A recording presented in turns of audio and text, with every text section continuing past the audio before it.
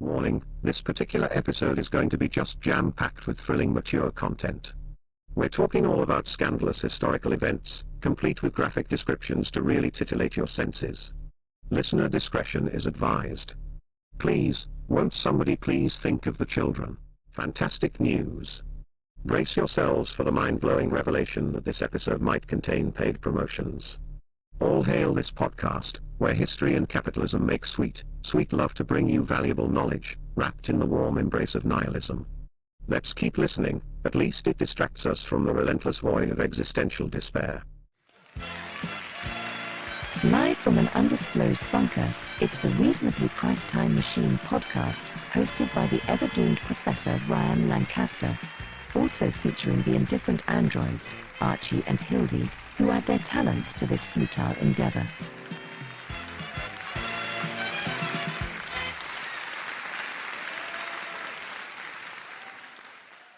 Episode 76, Wigs, Wives, and Woes. Welcome back to the Reasonably Priced Time Machine. I'm Professor Lancaster, broadcasting from a bunker so deep underground that hope can't find the door. Statistical analysis suggests hope never knocked in the first place. And if it did, we'd have charged it rent. Tonight we'll be unspooling the human mess of the 17th century. Cecily Jordan Farrar, the Mayflower, New Sweden, Indentured Servitude, Housewives in the New World, literature, and philosophy. Proof that misery loves company, especially in powdered wigs. Warning, your future was already sold as an indenture. And your freedom comes with a broom, a Bible, and a headache. History isn't a roadmap, it's a series of potholes we keep driving into. Buckle up. Cecily Jordan Farrar. Somewhere between the myth of Pocahontas saving John Smith and John Rolfe puffing his first tobacco pipe lies the bloodied, blistered reality of early Virginia. The story we tell ourselves about Jamestown is a fever dream, equal parts English bravado and imagined indigenous diplomacy. But that version skips over the grit, the hunger, disease, and colonial dysfunction that defined daily life. It's in that chaos we meet Cecily Jordan Farrar, widow, landowner, and accidental legal pioneer. She didn't just survive, she sued. Yes, sued. The first recorded breach of promise lawsuit in English North America wasn't a noble courtroom drama about rights and justice. It was a messy spat over a failed engagement, which, let's be honest, is about as American a legal origin story as you can get. Cecily arrived in 1610 on the good ship Swan, just in time for the colonial death spiral. The Anglo-Powhatan War was raging. Jamestown was less city on a hill and more mud pits surrounded by enemies. Famine stalked the colony. Disease turned every handshake into a death sentence. But even patriarchs had to admit, women were essential. Cecily wasn't just background noise in a male-led colony. As the widow of Samuel Jordan, she inherited Jordan's journey, a rare and powerful position for a woman in this patriarchal frontier. Land meant leverage. It also meant navigating a legal system built by and for men. Property rights? Technically possible. Actually exercising them? That was threading a needle blindfolded. But Cecily found the loophole and made it work. Enter Reverend Griville Pooley, stage left, oozing both piety and opportunism. Shortly after Samuel's death, Pooley proposed marriage. So fast it seemed like he'd been waiting with a stopwatch. Cecily may have tentatively agreed, on the condition that it remain private. Pooley, being both a man of God and a man of gossip, blabbed. Cecily promptly backed out and married William Farrar instead. Pooley, predictably salty, sued. His breach of promise case wasn't about love. It was about property, status, and ego. But Cecily didn't fold. She fought back, using the very legal system meant to control her to assert her own autonomy. The case became a referendum on consent. Pooley claimed he had a verbal contract. Cecily argued she had changed her mind, and for once the court listened to her. Her victory didn't rewrite the laws, but it cracked the foundation. It suggested that even in this rigid world, individual choice, especially for women, might matter. This wasn't just a lover's quarrel gone litigious. It was a small but pivotal moment in the evolution of American contract law. Agreements, the court hinted, needed to be entered into willingly. And women's consent? It couldn't be assumed. In a society built on survival and pragmatism, that shift was seismic. Cecily's story isn't an outlier. Women like Anne Hutchinson and Pocahontas also operated in that murky space between freedom and constraint. They shaped the narrative even as they were boxed into it. The frontier offered opportunity, but always with caveats. Autonomy came in fits and starts, hemmed in by law and custom. Cecily's victory wasn't a revolution, but it was a step, the kind the historically jaded might respect, incremental, personal, hard-won. Her case resonates today not just as a legal oddity, but as an early signpost pointing toward the idea of consent-based justice, because that's the paradox of progress. Small acts of resistance ripple. Even in societies built on inequality, people like Cecily punched holes in the system. Her refusal to be railroaded into marriage wasn't just about one man's wounded pride, it was about the battle for self-determination. So next time someone romanticizes Jamestown's noble adventurers or peddles sanitized stories about Pocahontas, spare a thought for Cecily Jordan Farrar. She wasn't just a bystander, she made history, one courtroom brawl at a time. The Mayflower.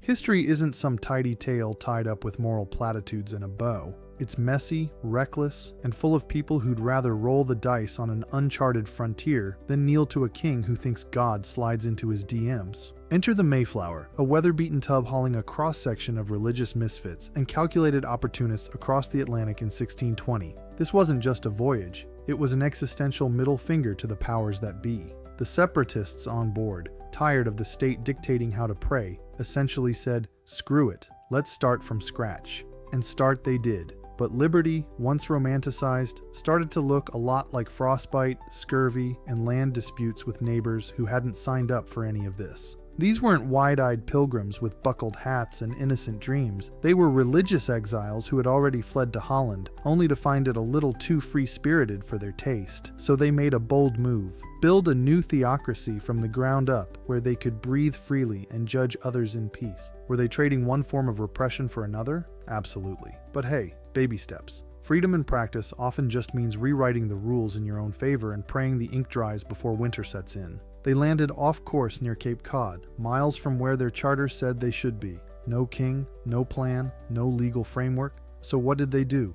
They improvised. The Mayflower Compact was born, an agreement to cooperate, share resources, and try not to kill each other. It wasn't elegant, but it was radical. A crude seed of grassroots democracy, a rough draft of consent-based governance. Then comes that infamous harvest feast. Pilgrims and Wampanoags supposedly gathered around the proto-Thanksgiving table, turkey and maize in hand. But the truth? It was diplomacy, not kumbaya. The Wampanoags had enemies of their own. The Pilgrims were less new friends and more temporary assets. That uneasy peace didn't last. Colonial expansion brought disease, land theft, and the smug, cultural superiority that tends to torch alliances. Gratitude gave way to grief. Trust eroded. The continent tilted. And that's what makes the Mayflower saga such a twisted masterpiece. It's both a tribute to human resilience and a prelude to cultural erasure. The settlers weren't saints. They were flawed, desperate, often short-sighted, and they launched a wave that would change everything, often violently. Progress, it turns out, isn't a slow, noble march toward justice. It's a stumbling drunk lurching between opportunity and exploitation. Was the Mayflower Compact a perfect political model? Not even close. But it was a start, a scrappy attempt to govern from the ground up rather than from a throne. It hinted at a future where power might flow from the people, not the crown. But that's not the whole story. It's easy to toast the Pilgrims for their guts, harder to reckon with the collateral damage. Every step toward self-rule came with a shadow. Alliances broken, lives erased, landscapes transformed.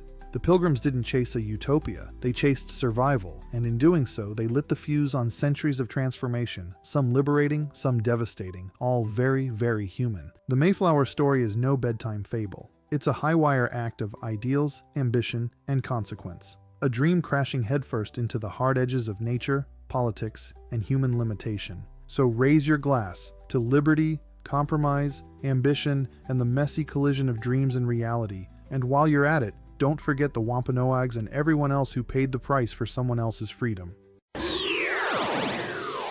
New Sweden.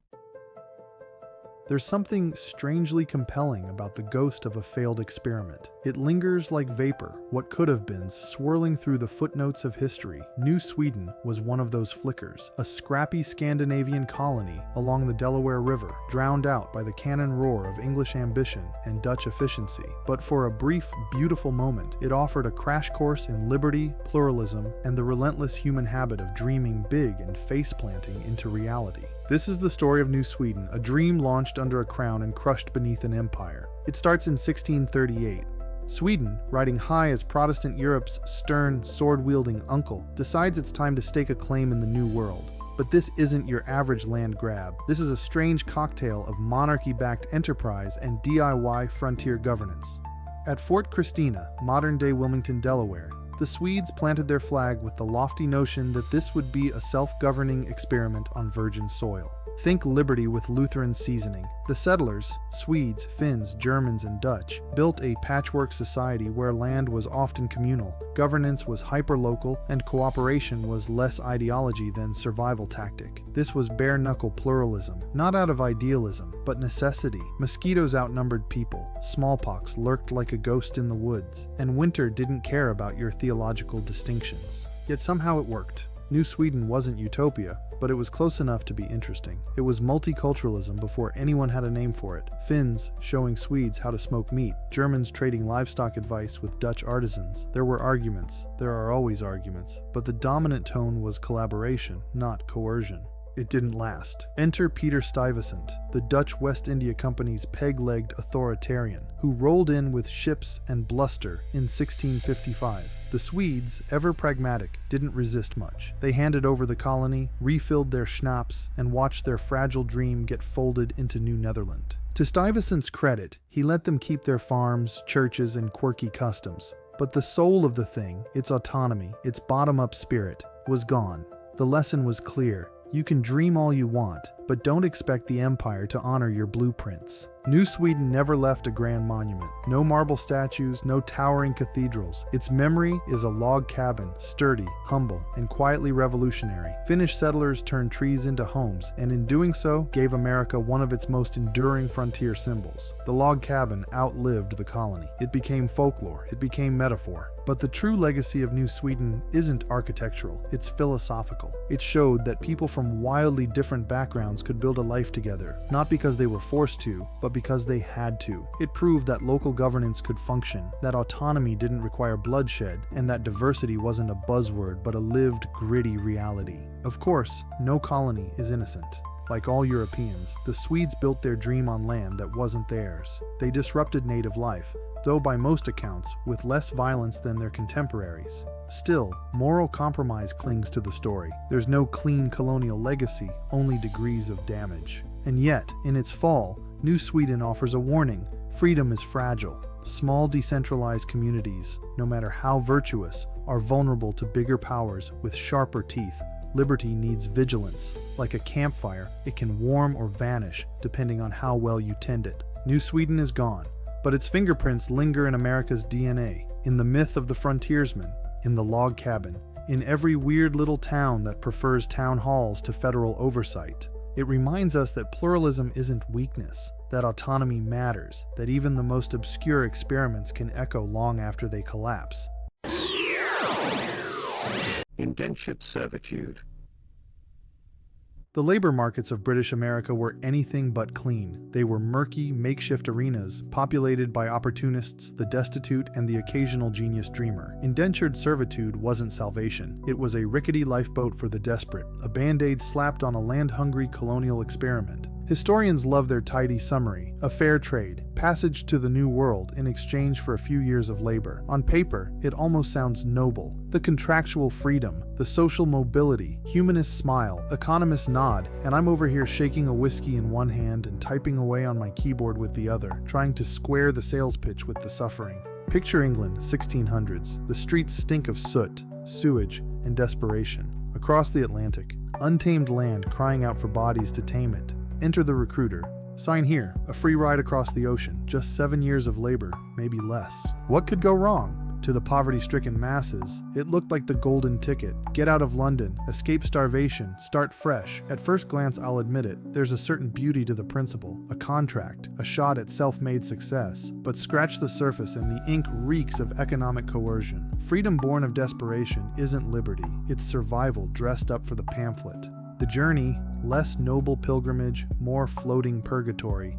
Rats, disease, rot gut rations. And when you landed, no promised land. Just sun-up to sundown labor, a back bent under colonial ambition. If you made it through, you might earn freedom dues, land, tools, maybe a chicken, and a handshake. If not, you died, got jailed, or found your contract mysteriously extended for catching a cold, getting pregnant, or daring to complain. Women had it worse. Pregnancy? That tacked years onto your sentence. Abuse? Complain and meet the colonial justice system, which was neither just nor particularly concerned. The fine line between liberty and coercion blurred into a thick fog, and modern historians can argue semantics all day, but the lived reality was brutal, especially for women. Yet even in that bleak landscape, there were flickers of light. A handful did rise. Some bought land. Some built a name. Benjamin Franklin, the original bootstrapper, started as an apprentice, indentured in all but title. These stories became the mythos of American self-reliance, proof that grit could triumph even in rigged systems. But let's not kid ourselves. For every Franklin, there were hundreds whose names history never bothered to remember. They sank into the soil, anonymous, exploited, used up. The ladder of opportunity was missing a few rungs, and most never got a foot on it. This wasn't meritocracy, it was roulette. By the late 1600s, the system began to crack. Contracts were messy, people had inconvenient tendencies like dying or suing, so the colonies pivoted, efficiently and horrifically, to African slavery. Why bother negotiating when you can own the labor outright? And just like that, the thin ethical justification, contractual mutuality, collapsed. The shift from indenture to chattel slavery wasn't just economic evolution, it was a moral nosedive. Whatever flicker of dignity existed in indentured servitude was extinguished. The entire labor system became a cold machine, more profitable, less humane. Fast forward to now. Look around.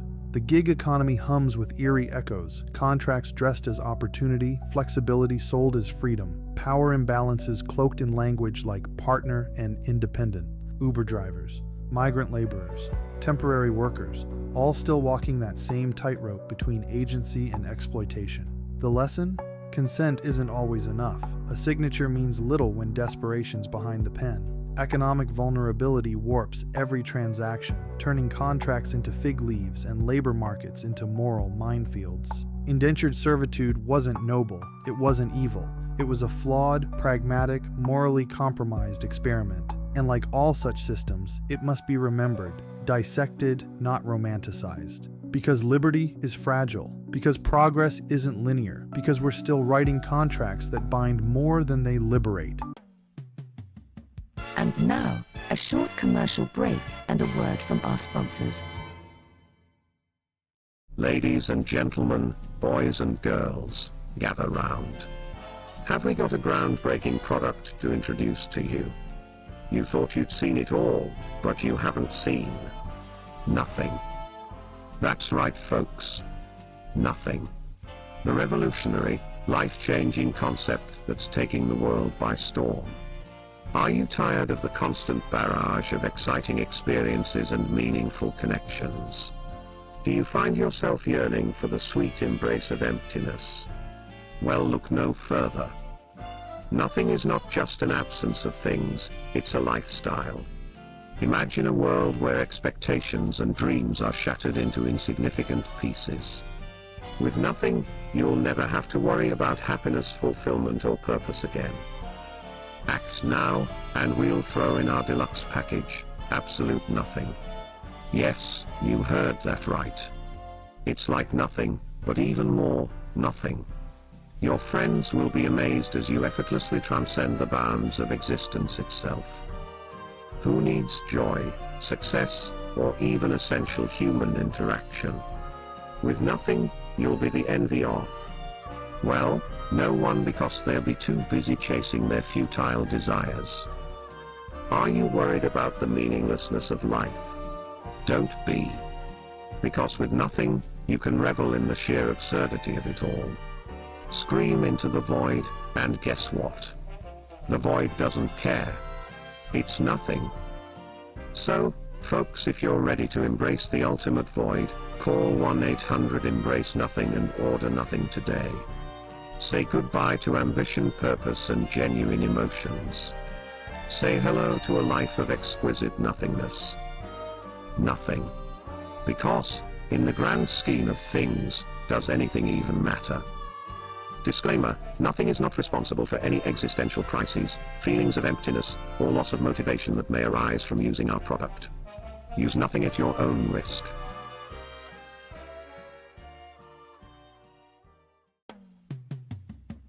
And now, back to our regularly scheduled programming. Housewives in the New World.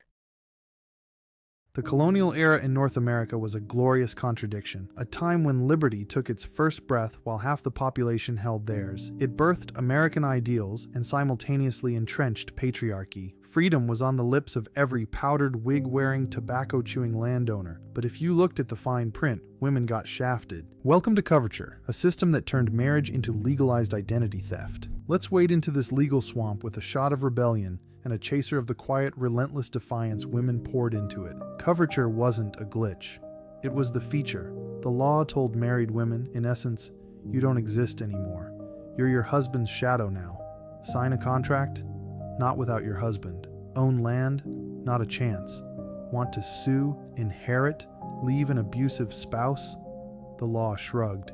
You're property now. It was a carryover from old-world feudalism, when kings and barons couldn't imagine a woman managing a farm, let alone her own life. But instead of leaving that medieval relic behind, colonists packed it neatly into their baggage and brought it to the New World like a cursed family heirloom. And yet, women didn't just sit around knitting regret. They worked, they resisted, sometimes loudly, often subtly, always necessarily. Take Anne Hutchinson. She didn't just defy the Puritan patriarchy, she flipped the table. When she dared to speak theology in public, they tried to silence her. Instead, she exposed the brittle insecurity of male authority. She wasn't just arguing doctrine, she was undermining the entire system. Most women weren't in courtrooms. They were in kitchens, fields, and workshops, keeping the colonial machine from collapsing. Behind every blustering colonial man was a woman churning butter, brewing beer, spinning wool, birthing children, planting crops, and running a small business from the hearth. The economy, that was women's work. Domestic labor was the scaffolding of survival. And yet they got no credit, no legal standing, no voice. Still, they endured. And in enduring, they subverted. Their strength wasn't in spectacle, it was in sheer, grinding persistence. And not all colonial systems were equally repressive. In Dutch and German communities, women could retain some legal identity, draft wills, manage property, even run businesses. Imagine the scandal when a Puritan man got legally outmaneuvered by a woman. These weren't just cultural quirks, they were cracks in the coverture wall, offering a glimpse of a more equitable future. The rebellion didn't start with suffrage. It started with Abigail Adams penning a quiet warning to her husband. Remember the ladies. He didn't, but her words lingered, smoldered, and eventually caught fire. By the 19th century, laws like the Married Women's Property Act started to chip away at coverture. It was slow, grudging progress, but it proved that resistance works, especially when it's rooted in principle and persistence. So what do we take from this? Colonial women were denied rights, yet they built the foundations of America anyway. They didn't just survive under coverture, they challenged it, stretched it, and over generations, broke it. That's not a footnote in history. That's the story. The colonial legacy is double-edged. It reminds us that systems can deny liberty while depending entirely on the labor of the oppressed. That equality isn't granted, it's wrestled into existence, and that even today, the ghost of coverture lingers in our politics, our laws. So here's to the women of colonial America, quiet disruptors, bold voices, and absolute badasses. They turned oppression into momentum. They didn't ask permission, and they laid the groundwork for every rebellion that came after. If they could do that in chains, imagine what they'd do with a fair shot. 17th century American literature. It was 1638, and somewhere in the nascent chaos of Massachusetts Bay Colony, a machine arrived that would forever alter the colony's cultural metabolism: the printing press, a massive hunk of wood, metal, and moving parts. It was a beast, a liberator, and perhaps the first proper rabble-rouser to set foot in the New World. Imported by the Puritans, those stiff-necked saints fleeing persecution while accidentally creating their brand of oppression, the press became both a beacon of enlightenment and a tool for control. The Puritans, with their big dreams of a city on a hill, didn't know they were playing with fire. What they wanted was moral order, sermons, and the occasional hymnal. Instead, they got something far more anarchic: the spark that would ignite centuries of dissent, debate, and the glorious mess we now call freedom. The Puritans didn't bring it to create a free press. They brought it to make a godly one. Yet, the machine refused to be tamed. By the 1640s, the Bay Psalm Book was being cranked out in Cambridge. A spiritual bestseller, to be sure, but the press was already showing signs of rebellion. By the time Pennsylvania got one, it printed works in German. To the English-speaking Puritans, this must have felt like opening a can of worms. Print culture began to mirror the colonies: chaotic, polyglot, and impossible to pin down. It was both a unifier and a disruptor, amplifying theological debates while fanning the flames of factionalism. The authorities, of course, tried their hand at censorship, but the press had other ideas. Like a mischievous godchild, it kept spilling ink where it wasn't wanted, printing pamphlets, opinions, and eventually broadsides that would thumb their noses at crowns and crosses alike.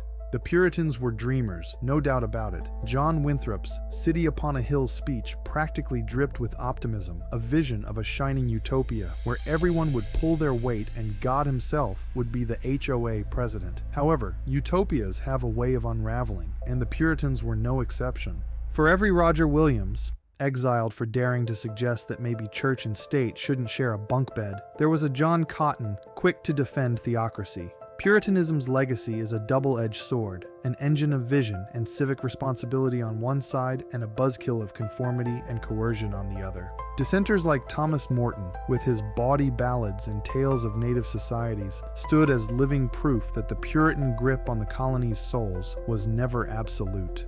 The cracks were already forming, and through those cracks flowed the first hints of pluralism. The early printing press wasn't just a machine, it was a mirror reflecting the messy soul of the colonies. It gave voice to the voiceless while exposing them to suppression. This paradox isn't just historical trivia, it's the human condition. As it turns out, liberty isn't a finish line, it's a treadmill. The Puritans' struggles with pluralism hold a dark comedy for modern audiences. Here were men and women who had fled intolerance only to build their little intolerance factories. But their failures also carry lessons. The need for safeguards against dogmatism, the importance of education, and the value of dissent as the yeast in the bread of democracy. These are not just historical lessons, but a call to action for us to build a more tolerant and educated society. History isn't a tidy narrative. The story of early American printing and Puritan ideals is no different. It's a tale of wild aspirations, crushing hypocrisies, and unintended consequences, all played out in the flickering light of a nascent civilization. These unintended consequences, often overlooked, are the true lessons of history. So, what do we take from it all? That liberty is messy, that knowledge is power, and that pluralism, as grating as it can be, is the only way forward. The Puritans may have tried to script the future, but the future prefers improvisation. It's the dissenters, the ones who dared to challenge the status quo, who truly shaped the future. Their stories give us hope for a more inclusive and diverse society. The past isn't a straitjacket, it's a trampoline, and if we're brave enough to leap, maybe we'll reach that city on a hill. Not as Puritans and censors, but as imperfect, ink-stained humans with a penchant for freedom. 17th century American philosophy. The road to American independence wasn't paved. It was staggered, messy, and a little drunk. Think of it as a cocktail of righteous idealism, moral contradiction, and the occasional authoritarian hangover. Picture John Winthrop, Roger Williams, and their Puritan pals at a colonial tavern, each ordering a different version of liberty. One shaken, one stirred, one left unfinished after a fight about who picks up the tab. Let's belly up to the bar and take this philosophical pub crawl. First round, Nathaniel Ward's Massachusetts Body of Liberties, 1641. Imagine drafting one of the earliest legal codes in the colonies, complete with due process, property rights, and protections against unchecked power. Revolutionary stuff. Monarchs would have choked on their crumpets. And yet, tucked inside is Passage 91, casually giving legal permission for slavery. It's like baking the perfect constitutional cake and then icing it with rat poison. Ward's document is the ultimate paradox, a bold declaration of freedom with an asterisk. It's the red flag factory. The catch? Liberty isn't liberty when it's doled out like government cheese, with some folks told to wait in the alley. Next drink. John Winthrop, the guy who climbed the Puritan soapbox and declared the colony a city upon a hill. It's a line still quoted by politicians hoping no one reads the full sermon, because the ending's got more warnings than a pack of unfiltered cigarettes. Winthrop's idea of civil liberty was less about individual rights and more about moral obedience. Freedom, but only if you color inside the lines. He wanted a society of virtuous robots, God-fearing, neighbor-loving, and mostly allergic to dissent. But credit where it's due.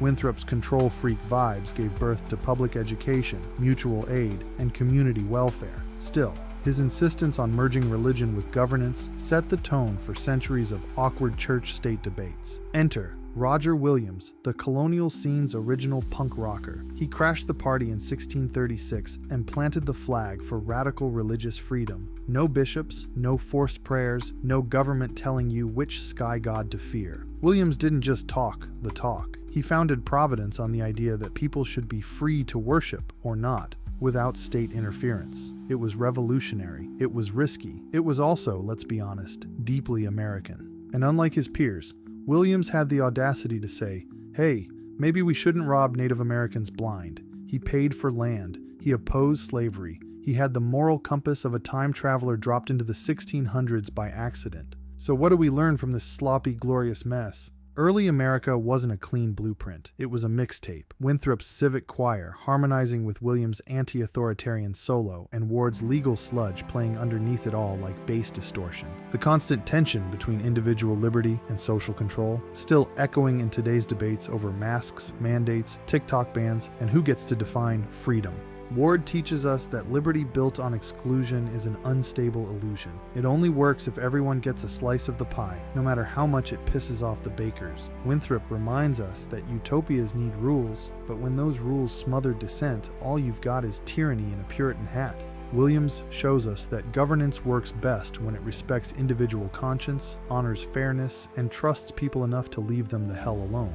History isn't tidy. It's not supposed to be. These colonial contradictions aren't footnotes. They're the main event. The trick is to face them with clear eyes and zero romanticism. So here's to the misfits, the moral hypocrites, the righteous rebels, and the over-caffeinated preachers. They didn't get it all right, but they set the stage for a fight worth having. Closing.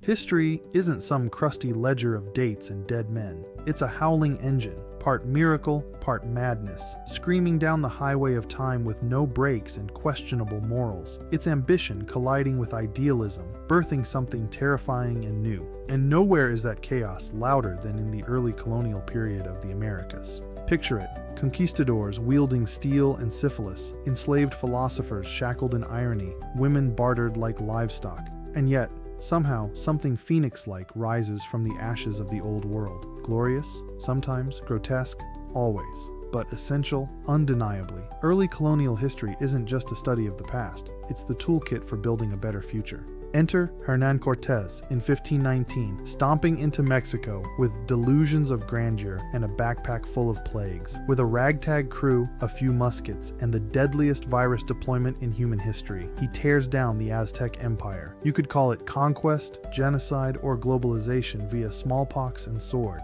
I call it history's first hostile takeover. He didn't just bring death, he brought disruption, the kind that would make venture capitalists drool. And yet, behind all the brutality was a siren song, freedom, fortune, the raw thrill of reinvention, individual ambition unhinged and unleashed across continents. Meanwhile, halfway around the globe, Luzon sailors slipped into history through the Manila-Acapulco galleon trade. No pomp, no parades, just quiet migration, gritty labor, and global churn. They didn't conquer, they moved. And movement, not birthright, is what the world rewards. Now zoom to St. Augustine, 1565. Spain slaps down a fort and calls dibs on Florida. Cross-wielding friars and armored schemers arrive, while the Timucua stand there wondering what cosmic joke just landed on their shores. Religion? Sure, but also the age-old human pursuit of meaning, land, and the right to pray, or not, without someone lighting your house on fire. Then there's Roanoke,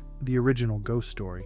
Sir Walter Raleigh tosses settlers onto the edge of nowhere, hoping for glory. Instead, he gets mystery. They vanish. Absorbed, eaten, off-grid legends? Doesn't matter. The lesson remains. You can't impose your will on nature or native people without it eventually snapping back.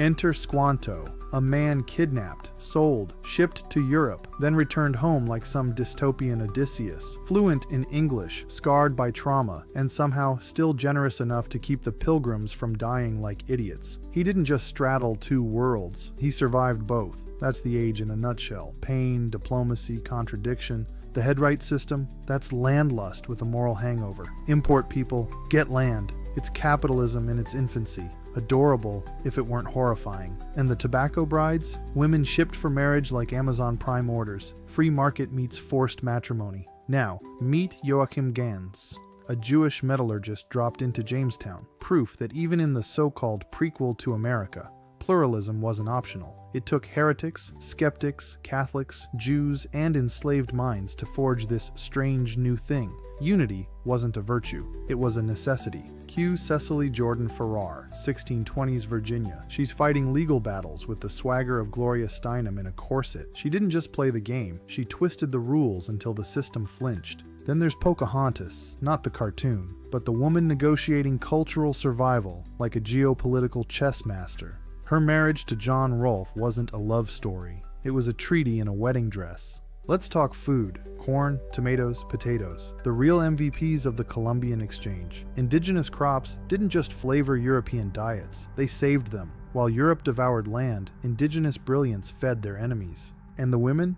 These weren't passive homemakers, they were nation builders, running farms, raising kids, surviving winters, and doing it all in petticoats with grit that would shame most CrossFit bros. These were the OG survivalists. Across the sea, Anne Bradstreet wrote verse that gave Puritanism a soul. Enlightenment philosophers whispered rebellion into the ears of colonists. Even in the mud, ideas mattered. Now zoom in closer. Germs, the invisible conquistadors. Disease wiped out more than any musket ever could. Unintentional maybe, but no less deadly. And alcohol, it wasn't just a trade good, it was a weapon, a liquid colonizer, numbing resistance and accelerating collapse. Then comes 1619. The first enslaved Africans arrive in English America. This is not a side note. This is the foundation of the American contradiction, liberty and bondage built side by side. But even in chains there was resistance. Culture endured. Humanity refused to die quietly. Meanwhile, the French show up with beaver pelts and better manners. Fewer massacres, more trade alliances. Boutique colonization, if you will.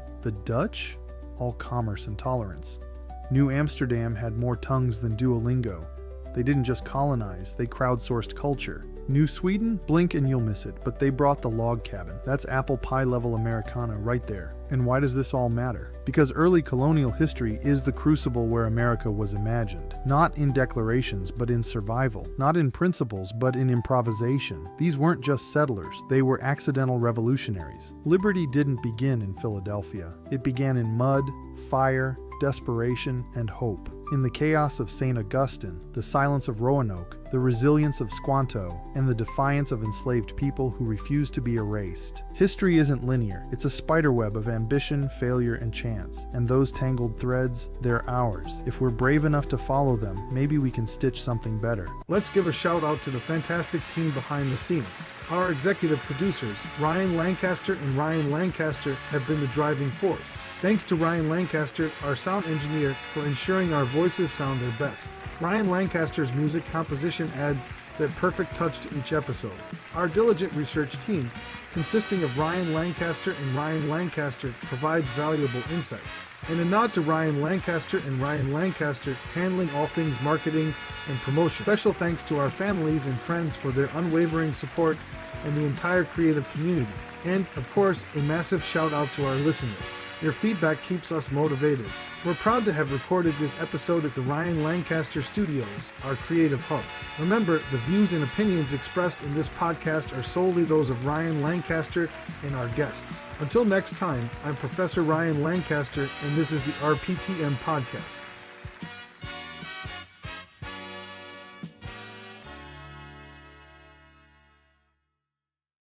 Congratulations, dear listeners. You've successfully navigated the baffling twists and turns of the Reasonably Priced Time Machine podcast. I'm sure you're thrilled to have spent your precious moments with us, pondering the intricacies of budget temporal travel. And hey, don't forget to check out the show notes on the groundbreaking website ryanglancaster.com, because what's better than reliving our discussions about reasonably priced flux capacitors and pocket-friendly wormholes?